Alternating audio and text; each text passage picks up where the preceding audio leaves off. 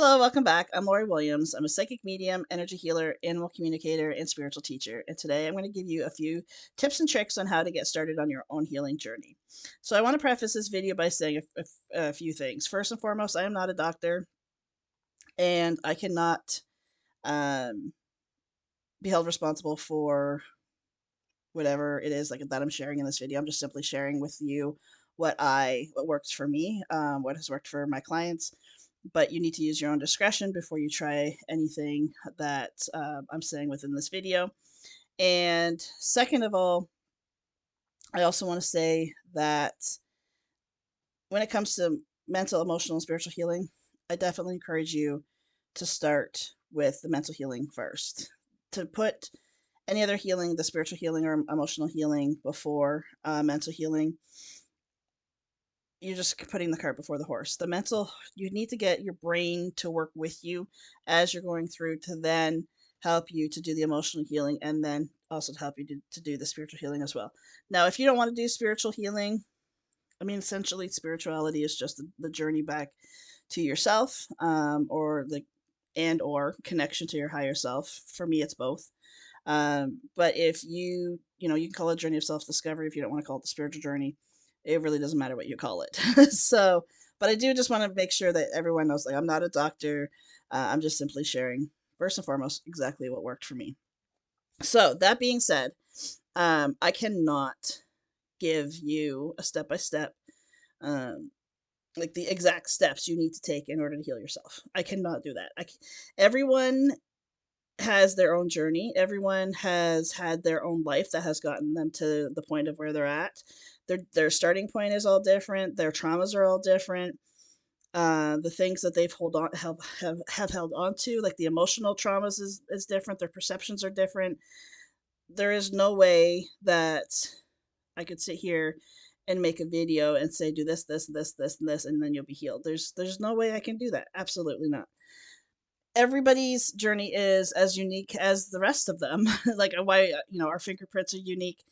We ourselves as the human beings are unique. Of course, our journeys are going to be unique as well, right? But I can give you some tips and tricks on getting started. So first and foremost, like I said before, you want to start with mental healing first. The second will be emotional healing, and then spiritual healing.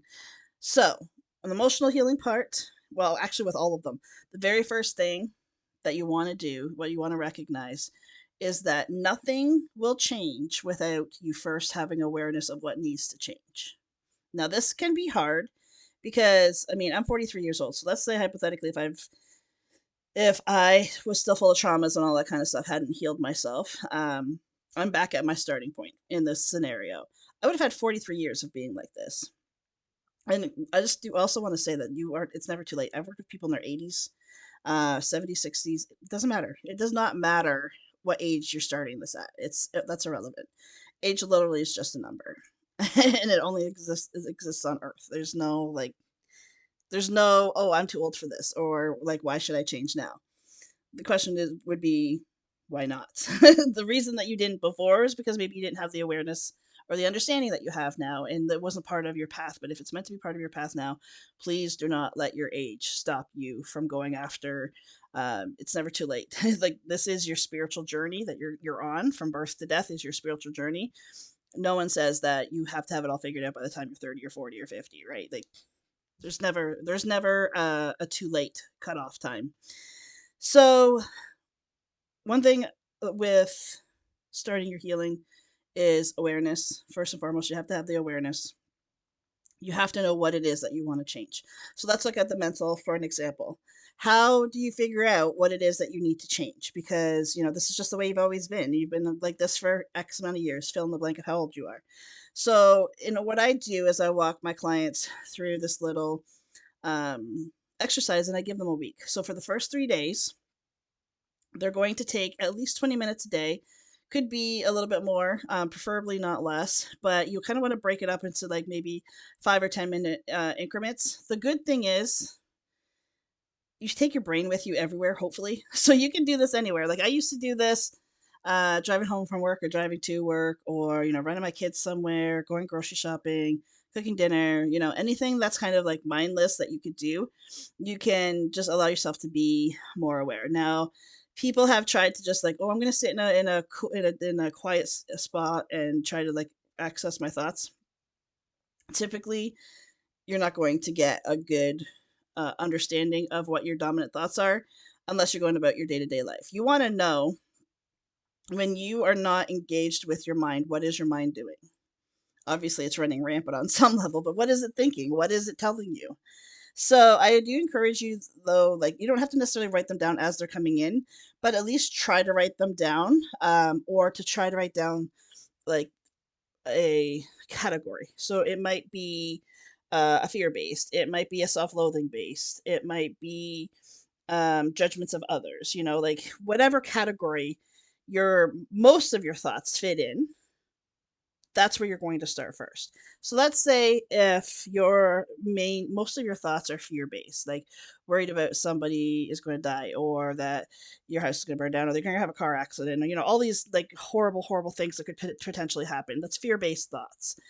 Um so if you're noticing that you're having those predominantly, like more than the other, like say judgment, then start there. Start with where you you have the most dominant thoughts.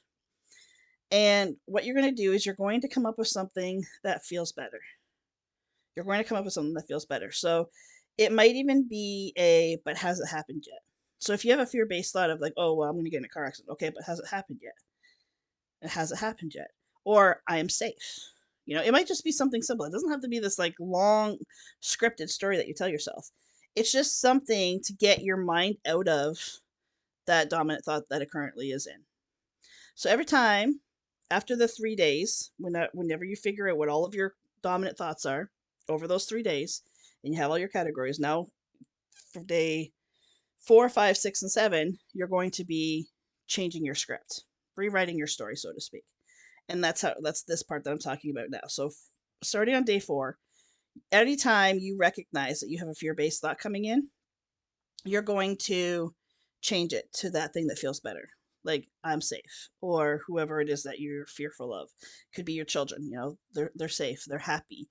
And keep telling yourself this like 2 or 3 times. You want to tell yourself the positive thing more than what your brain has told you the not so positive thing, right? Like so if you've come in and it's like, oh well, this person's going to die and this person's going to have a car accident and my house is going to catch fire and both of my children are going to die and this is going to happen and that's going to happen. It's like all of these different things, right?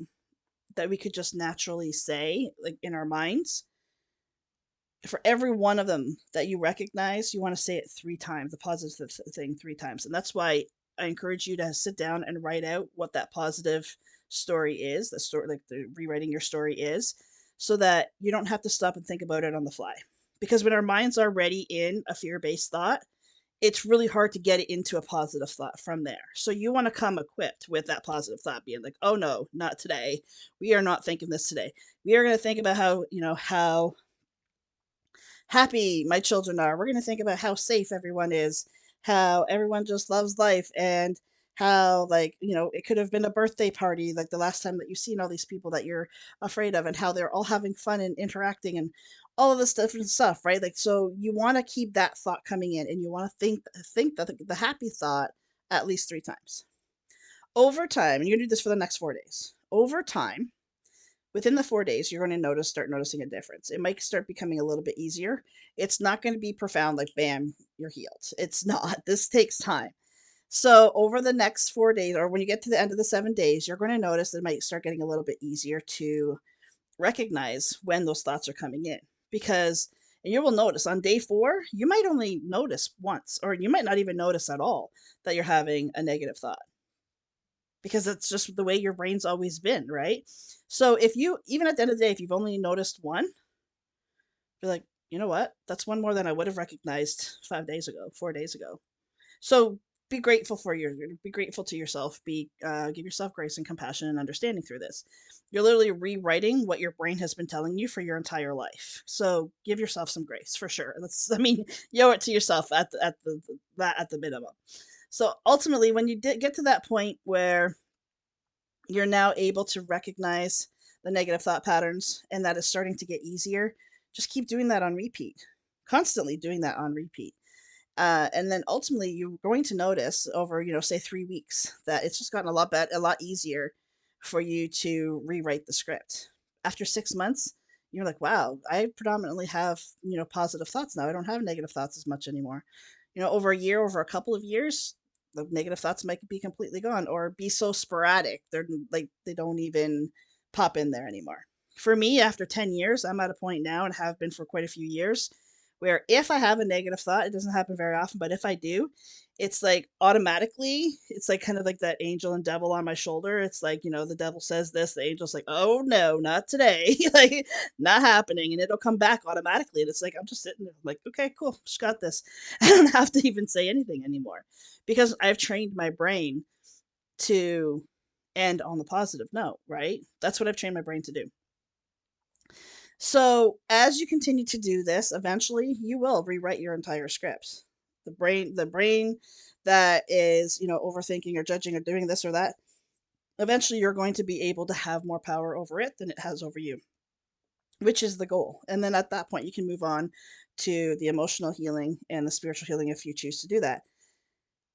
Like I said, with everything, you have to have awareness first before you can change anything.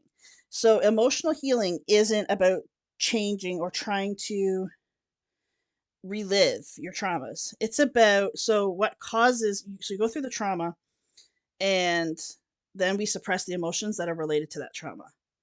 Emotional healing is about allowing yourself to actually feel those emotions, not in a way that you are re-traumatizing yourself, but in a way that you feel in control of what's going on. This is the part where I would never ever suggest anyone go this alone ever.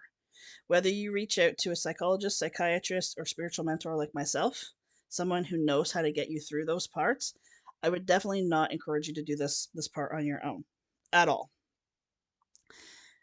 because it can cause a completely emotional upheaval. If you're going to do it, I mean, obviously you can do it at your own discretion. If you're going to do it, I would definitely encourage you to take things very, very slowly.